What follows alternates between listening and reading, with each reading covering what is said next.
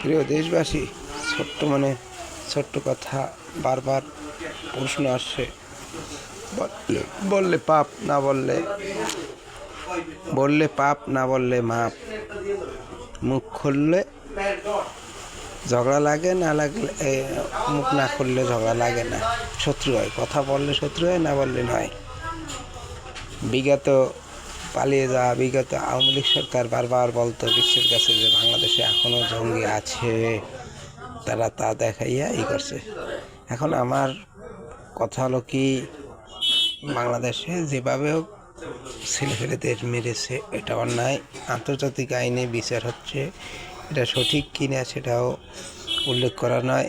কিন্তু প্রশ্ন হলো, আর্মিদের জন্য যে শেখ হাসিনা চইলে গেল, তাদের নিরাপত্তার মাধ্যমে তারা পরে আওয়ামী লীগের উপর নিবেদন বিচার হচ্ছে, যারা অন্যায় করছে তাদের বিচার হচ্ছে, ওটাও সঠিক। কিন্তু আজকে বাংলাদেশ আওয়ামী লীগেরা বলতো যে এই দেশে জঙ্গি আছে। এখন বিশ্বের থেকে এইটা আন্তর্জাতিক পর্যায়ে দেখা হোক যে আসলে কি বাংলাদেশে জঙ্গি আছে কিনা, এবং জঙ্গিদের ভয়ে পাকিস্তানে যেমন কথা বলে না, বাংলাদেশেও কি সেই রকম হচ্ছে। সেনাবাহিনী, তারপরে পুলিশ, তিন বাহিনী কি উদ্দেশ্য করেই বলতেছি, তারা কি পারলে ভালো, না পারলে ছেড়ে দেন, জনগণের হাতে ছেড়ে দেন, দেখা যাক কি হয়েছে। কয়েকজন ছাত্র আন্দোলন করেছিল, এজন্য আওয়ামী লীগের অপরাধ করেছিল, তাদের বিচার হচ্ছে বা হোক, এটা বিষয় নয়। অপরাধ করলে বিচার হবে, এটাই। কিন্তু যাদের নিয়ে আমরা গর্ব করি, তাদের বিরুদ্ধে যদি আন্তর্জাতিক আইনে সমাধান না হয়, তাহলে কীভাবে হবে?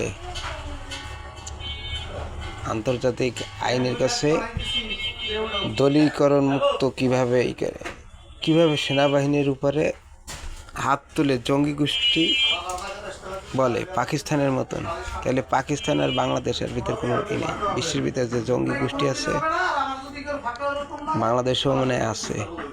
তা না হইলে এইভাবে বলবে কেন? তাহলে তার অ্যাকশন কোথায়?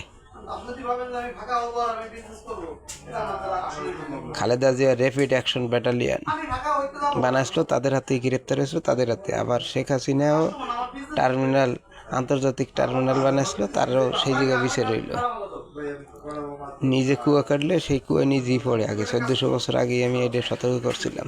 কিন্তু বাংলাদেশে যে জঙ্গি আছে, আওয়ামী লীগ বারবার বলতো 2004 সালে গ্রেনেড হামলা, অমুক তমুক, এখনও সেনাবাহিনীর নিয়েই করে। তাইলে তো বুঝলাম যে কোনো অস্তিত্ব নেই, বাংলাদেশের মানচিত্রে কোনো অস্তিত্ব নাই।